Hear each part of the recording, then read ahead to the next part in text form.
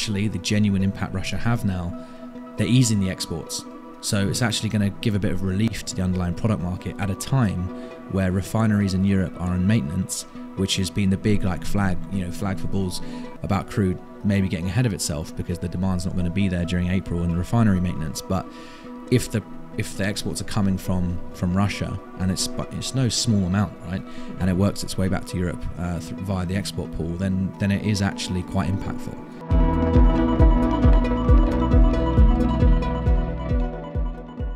Hi again, welcome to another market episode of World of Oil Derivatives.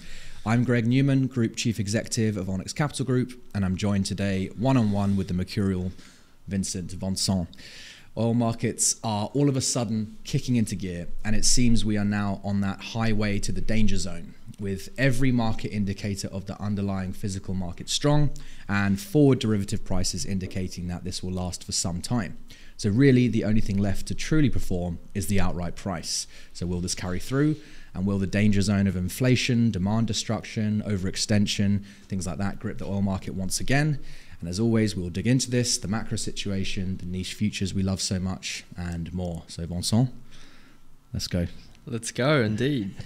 Quite a bullish market in crude recently. So of course we've had the North Sea crude market performing strongly for the last few months, and this has continued again into last week, encapsulated by a very strong Brent expiry for April futures, and that has fed into a very strong physical market with dated structure remaining supported. However, on the flat price side, it's still a very bullish tone, but remains range bound. So it's been trending upwards to around $80 to $83 since the end of last week, with the market seemingly in a very balanced state. So of course you have recession fears, concerns, but at the same time the market was expecting OPEC to extend their existing production cuts into Q2, and that is what they have done as announced on Sunday. So nothing surprising, which just means that Saudi Arabia has been extending their cuts since September last year, and now their production level has been sitting around comfortably at 9 million barrels per day. However, they would be quite comfortable with flat price at these levels because that meets their that meets their break-even price for their fiscal budget, around $80, enabling them to continue to fund their existing mega projects.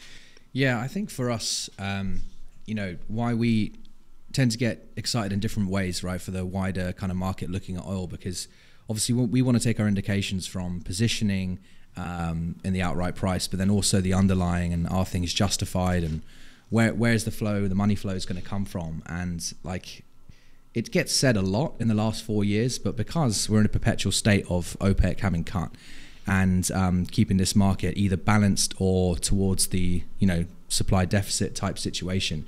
So if you look at the DFL curve, if we take a look at March DFL, so this is an example of what I'm talking about. We've got the initial rise this year is a bullish run. You can't argue with that. Kind of positive DFLs.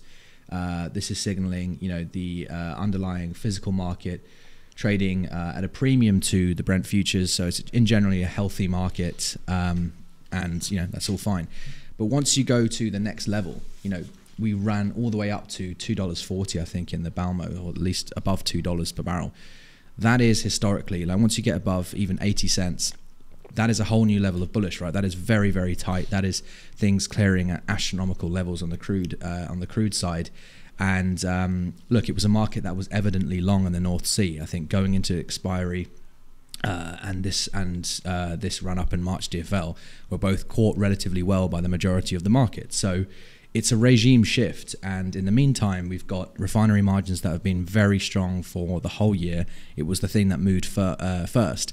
So now you've got the situation where the margins are still strong, and yet crude is very strong underlying. So anything you can say about the niche futures that we talk about, like the swap market, in other words, that's all very tight, and that's all done what it needs to do to say this market is bullish. And yet we have the flat price kind of waning. So in our view, I guess we're looking for the CFTC report to start reflecting changes in the coming weeks to the mainly probably the producer merchant side, which has got the oil traders and the majors who have to be saying, this is worth another investment again. It's been lagging everything else. The money's been better spent, or the money flow has been better put into these differentials and etc. but 82, I've got to say, it looks undervalued relative to how strong things are. And then you just need a few headlines to get people excited again. But everyone outside of this is just looking at OPEC plus macro. That's basically the generic way of looking at oil, and it's bullish, but it's not. It's been the same state for a while. So I think if there's something to really point towards how strong it is, that can maybe more feed into the more macro headlines, or more realistically, if you can just see more price momentum, the CTA is getting involved. You talked about that last week on the downside, but actually it could be the upside now, that as soon as you start to see the levels kind of 83 get knocked down, 84, 85, and you get this trend, then people just start talking about the market and getting excited. It really is as simple as that, but they need to see the evidence first, I think, in the wider market. So I would say really starting to expect this going forward. If not, we just have to go back to that talking about dislocations, the dislocated flat price relative to the underlying, which I'm sure everyone's bored of hearing to some extent, but it is just the modern kind of world, if you like, of financial oil markets. So I think we'll get to that with the macro situation to kind of weigh up what we're talking about versus that. But before we do, just the refinery margins I just mentioned, so could you just give a summary of what's going on there? Yep, so onto the refinery margins, there's been a stark contrast in changes week on week between the European and Asia refinery margins. So that really comes from a divergence in the gasoline market between the two regions. So on the European side, the EBOB, the European gasoline benchmark, saw a more supported performance, whereas on the RON 92 market, the Asia gasoline benchmark, that actually saw particular weakness. In particular, there were physical selling, trade houses also selling the spreads, potentially some bearish plays going on. Previously, it was they had quite a bullish January and February, so that seems to be meaning that gasoline has turned into a bearish regime into Asia. However, in Europe, it has remained supported on the back of strong demand, tight supply, etc. However, on the gas oil side, that has seen a consistent decline over the past week. The cracks have sold off by around $6 per barrel from its highs, around 20%. So yeah, but as you can see, overall refining margins in Asia, it dropped substantially more than its European counterpart, which the difference is in gasoline. Yeah, that's that's the only thing I would say is different this time compared to the last 4 years. Last 4 years, perpetual state of Asian Eastern strength, and actually crude markets following that. So the Brent Dubai always been on the weaker side, actually went deeply negative for a lot of last year. It's now on its own bull run. It's all about Europe. Europe hasn't got it's clearing all the crude coming in from the US at very strong levels. All the product cracks have performed very well this year, and we asked the question, is this going to be sustainable once these start pricing? And the closer we get, market doesn't really look like it's giving up. So a Europe-led market, despite all the talk of how bad the demand situation looks in the EU. I mean, James Brody on this podcast has talked in depth about that, and I think we can all get this sense that Europe's not the strong area of the world right now, and yet the oil market is kind of implying that it is. But maybe, of course, it's more of a supply situation. So yeah, it's very interesting that Eastern is kind of way underperforming on Europe in general. So okay, so on the macro side then, what are we watching? What's been happening? What's important? So this morning, important headline came out, quite a big one. Chinese Premier Li Qiang is announcing that in over 2024 countries targeting a growth rate of 5%, targeting CPI of around 3%. So in terms of inflation, crucially aiming to add around 12 million urban jobs in 2024. They added 12.44 million last year, so similar targets to the year previous. So this means that it's hinting that all of these ambitious goals, will require a lot of stimulus for the nation, considering its property market woes, structural imbalances in the economy, as well as trying to get consumer confidence back up again after its previous COVID lockdown. So it's trying to do two things, I suppose. Trying to, there's been a lot of skepticism of Chinese economy in recent weeks because of its weaker stock market, weaker property market, a lot of bearish sentiment around. So because of that, because of the fact that people are bearish, therefore investors might be expecting a lot more stimulus measures. So in a sense, it's a kind of like an irony, because if the economy is going well, stimulus measures are not needed, but because it's not doing well, you need stimulus, which therefore could be a bullish factor. I know what you mean. It's all up in the air. I think they know the world's eye is on them, right? And I think the oil market's eye in particular, we've mentioned a few times, the GDP forecast of China and how that translates into oil demand increases was the main argument for being bullish this year. I think that's not been the case at all. We've actually got probably more of a supply story deficit rather than a demand growth that's led to as tight as we are in the underlying physical market. But that aside, China has, its lack of appetite has caused like shockwaves in some markets, particularly propane. The FEI contracts have been, well on the lows and it's kind of finding support now. But, nat gas, LNG, very much suffering from the lack of Chinese appetite. So, but we've talked about this, but it's just the fact that, ultimately looking at it from a trader's lens, everything has to be priced in eventually, right? You can't just say it's perpetually weak. It's weak, and then the price, rebalances. A bit like how we're seeing right now with the flat price. With what's going on, a flat price needs to be higher. Otherwise, we're going to be in a state that we are in right now. So, in other words, the DFLs we're talking about, the product cracks, can keep going infinitely higher because the price kind of needs to rebalance everything to get that demand destruction, to get supply and demand back in balance. So I think if you relate that to China, it's the same thing. And I was really interested. I can't remember if we brought it up last week, but funds linked to, like hedge funds linked to the Chinese state, were buying like a hell of a lot of Chinese stocks, something like 50 billion. I don't want to misquote, but billions. And of course, they're probably in a situation where they're like, it's so weak now. All the foreign investment's gone. All the, prices linked to us are at their lows. It's a pretty good time to buy because they probably know there's stimulus coming at some point. They're going to be getting on the front foot. They're very much prioritizing it. And they've just come out and thrown the baton down, I guess, today by being like, we're going to get the 5% growth you see. You wait and see. But for us, we're looking at what the evidence is actually in the market. Yeah, for us, the mandate coming out of China isn't clear. Again, we tend to see these things in the Dubai contracts on crude, propane, naphtha, petrochemicals.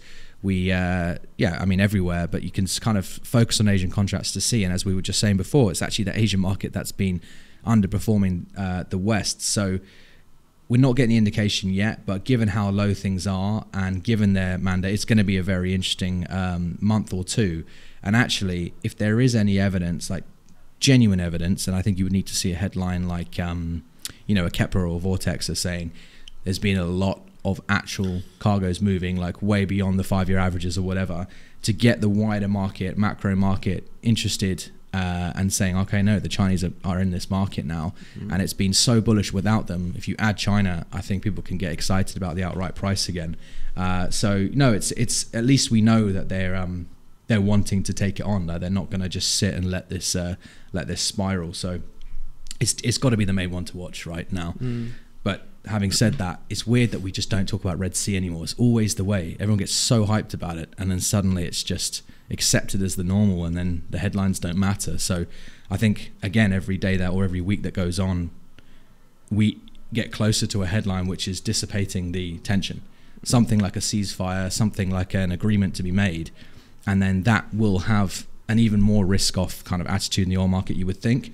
But that's something to keep an eye out on. But I just think less and less concerned about, or less and less probable that it will be impactful on markets now. So yeah, that would make sense. But Googling oil then, like when we do this segment, what are the things that people are saying right now, or what's the media saying right now? Yeah, this week there's not so much on the major groundbreaking headlines. It's more of the run of the mill headlines, I would say. So you have firstly from the FT, OPEC plus members extend production cuts and bid to boost oil price. So stock standard stuff, attempting to boost prices that have remained subdued previously in spite of geopolitical tensions. So the initial production cuts were due to expire at the end of March, but this will continue into Q2. And so our question is, like, at what point do the spare barrels return? At what point do some member states want to give barrels back to the market? And of course, OPEC will find that very, very difficult to do if the market is in the surplus. They'll be looking for times where demand outpaces supply. However, as mentioned before, prices are around the $80 levels, which is quite acceptable for a lot of these producers. And the one to watch will be on the next OPEC meeting on June the 1st, which will set the tone for production policy for the rest of the year. However, generally the market sentiment seems to be, analysts, executives are expecting, in terms of supply and demand balances, to have demand outweigh supply by around 1 million barrels per day this year. So in that sense, if this actually plays out, then potentially there's room for OPEC to maybe give barrels back to the market later. Yeah, to be honest, as you said, it's just run of the mill to us to this point, right? So, but the other one you had. Yeah, so Russia says to deepen oil output cuts while easing export limits. So this is quite an interesting one, because this came out from Russian Deputy PM Alexander Novak on Sunday. So it plans to cut its oil output and exports by an additional 471,000 barrels per day in Q2, in coordination with other OPEC countries. And Russia is also looking to gradually ease its export cuts. I think that's the key bit, because the output cuts, it's an OPEC thing again, but the exports is the interesting one, because it's always interesting for all of them, because we never really know exactly how much they're using domestically, and it's a good tactic to stop importing certain kind of bespoke grades that might be used for optimizing refinery output, all that kind of stuff, and just prioritize internal inputs, so you can say to the rest of the world, we're not exporting. So then you give a bullish impact. It's another tactic for sure. So I think the Russian exports for products has been an interesting one, because the Ukrainians targeting the refineries, and generally refinery issues have been part of the problem this year. Part of why products are so strong, and part of why people are trying to price in like really strong product differentials to Brent, because refinery fires in the summer, global warming, this is a theme now, and it's likely to happen again. So when the Russians say they're not exporting, okay, fine, they're not exporting directly to Europe, we know that, but we know that they also find their way into the export pool either way. And it's all about that glass of water, right? Does the glass of water go down or up as the export pool? It's going to go down when they reduce the exports. And so they have been doing that, and that has most likely has contributed to underlying tightness in physical products. And so that now easing, it's a bit of a clever way to say we're going to reduce our crude output because we're in line with OPEC and it's bullish, but actually the genuine impact Russia have now, they're easing the exports. So it's actually going to give a bit of relief to the underlying product market at a time where refineries in Europe are on maintenance, which has been the big flag, for kind of bears or bulls, I would say, actually a flag for bulls about crude maybe getting ahead of itself, because the demand's not going to be there during April and the refinery maintenance. But if the exports are coming from Russia, and it's no small amount, right, and it works its way back to Europe via the export pool, then it is actually quite impactful. And then if refinery margins start to weaken into pricing, Q2 pricing, April, May, June, that could rock sentiment a bit. So it's not insignificant. I think that's actually quite an interesting headline, as you say. And then the final one? Trafigura to acquire Green Energy's European business. So that headline came out yesterday. Of course, all of our listeners will know who Trafigura is. And they have agreed to acquire Green Energy's European business from Brookfield Asset Management for an undisclosed sum, it said on Monday. So Green Energy is a UK-based supplier of road fuels and a biodiesel producer with manufacturing plants in the UK and the Netherlands. So the implications is that it's good for the company's public image. Of course, they want to be expanding into, Trafigura wants to expand into new markets, trying to show its commitment to the energy transition.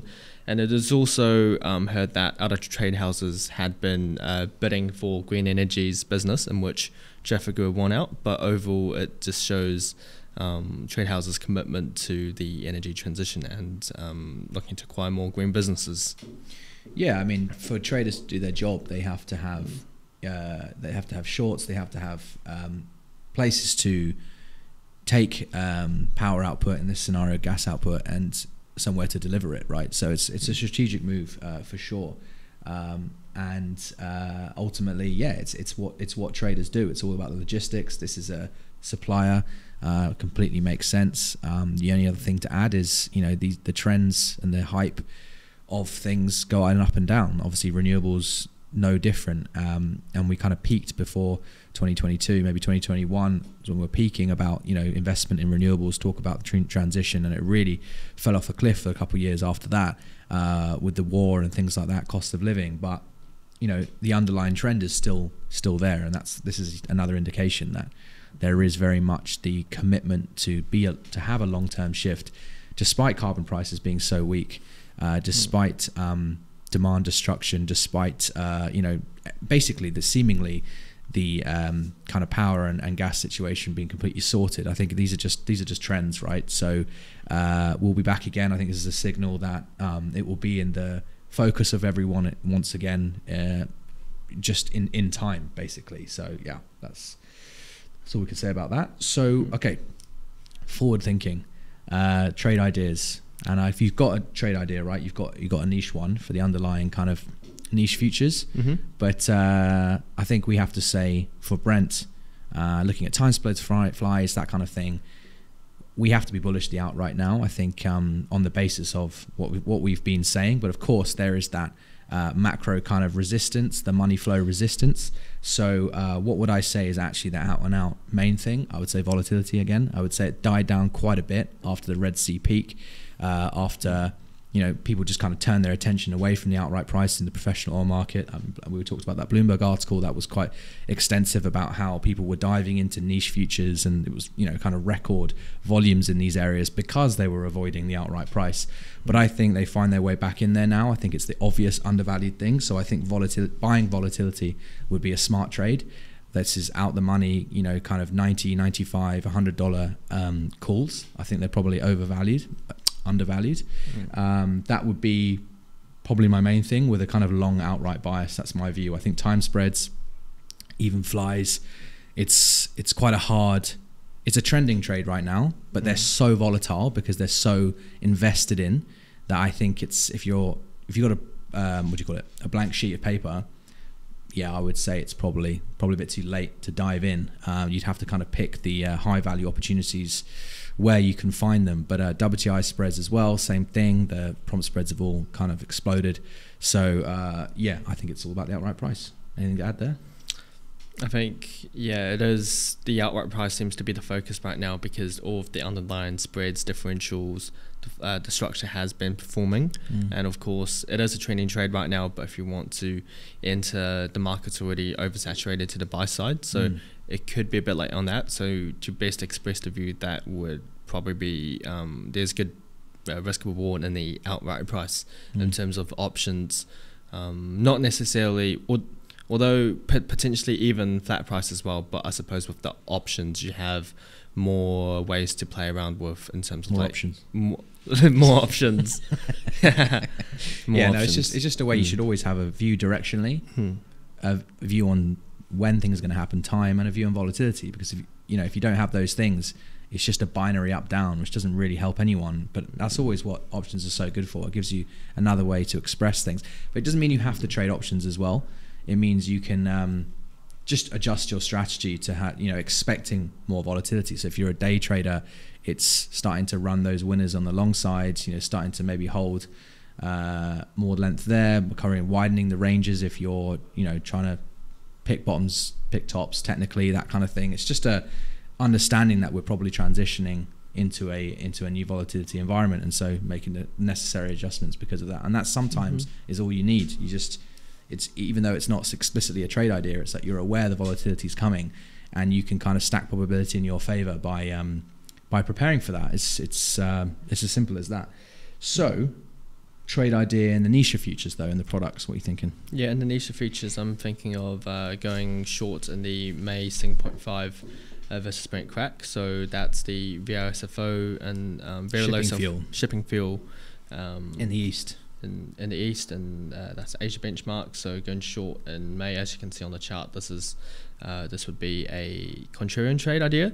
So recently there was the 0.5 marine fuel market saw a bearish performance yesterday. Cash premium for marine fuel grades slipped to a near 7-week low, and potentially there might be profit taking flows in the prompt. Of course, over the past 2 months, the structure has performed because of strong regional demand, vessels taking a longer route via the Cape of Good Hope. That's related to the Red Sea situation. And however, potentially going into the later months, we might be seeing more muted demand due to utilities switching to cheaper natural gas. So looking at the financial data, from our position data, we've been seeing in the 0.5 crack in the May tenor, there has actually been significantly more selling flow seen from the market. That's a 7-day trading split compared to the other tenors, as you can see from the red bar here. So in May, the long-short ratio, long-short trading split, 20 to 80, 80 on the short side. Interestingly enough, on the counterparty dashboard, so in May, the selling flows has come from end users, trade houses. However, to contrast this with the earlier, more prompt tenors, for example, in April, yes, there's been some fund selling, but most of the time it's trade houses having accumulated a lot of length in the 0.5 structure. So that's the crack. This is interesting because this is an example of how you can't just trade your trade expression. You have to be careful with it. So if you're bullish the 0.5% market, a time spread gives you a great expression of that, and especially if it's linked to a physical view, because it's linked to a time spread once it gets into expiry. So that's all kind of logical when it rallies. But as we're seeing, you're saying the crack has actually been there's been a lot of selling, because the people who are actually selling the crack itself are very different counterparts. So then you say, well, how does the crack rally if no one's buying it? Well, it's because how things are linked, right? And you have to be very astute with this. So 0.5% is very much linked with gas oil and fuel oil, residual fuel oil, but let's say more gas oil in this example. So the fact that gas oil cracks have been coming off so aggressively, $6 or something you were saying earlier, that is going to naturally kind of support the fuel oil, as in the 0.5% fuel oil versus gas oil differential. And it's a really kind of crass way of looking at it, but this is how it works. When you get one side of the formula over or underperforming, it starts to support that differential. So if everyone is trading the crack and trading the ranges of the crack on the basis of that differential, then that differential, let's say that stays in place, but gas oil is weakening, then fuel has to rally. Do you see what I mean? It's that kind of thing, and I haven't looked at it like in as much detail, but I can tell you that for sure. Like when we were in 2022.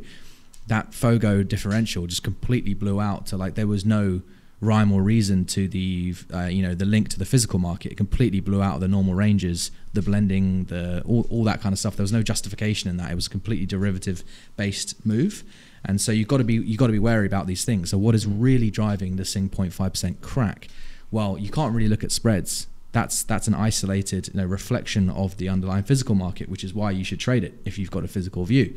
Whereas you look at the crack, you're really kind of trading a refinery margin, kind of gas oil and residual fuel oil kind of dynamic view. It's a very hard one to get right. So as much as you've seen selling, it doesn't really mean anything. It's just people coming in and locking in, probably for refinery margins. But the crack can still move basis the most powerful flow. And when you're linked to the differential to gas oil is a much, much, much bigger market than 0.5% crack, just way bigger. So that will always dictate the movement.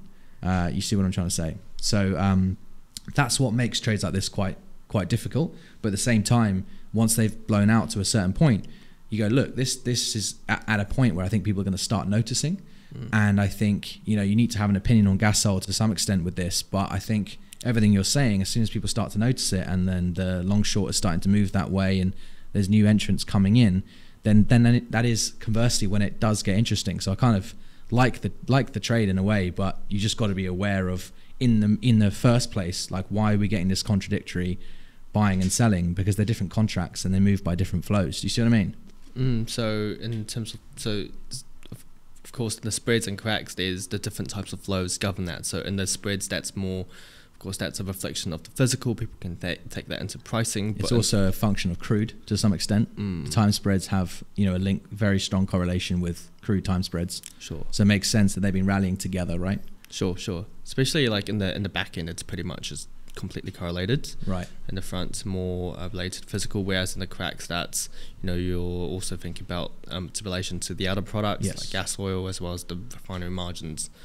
Well, it's all like we talked about money flows. I mean, money flows in the niche futures is the same thing. Like the majority of the flow is going to go into these core cracks. That's gas oil, RBOB, heating oil, and then the ones with less volume are going to be at their mercy.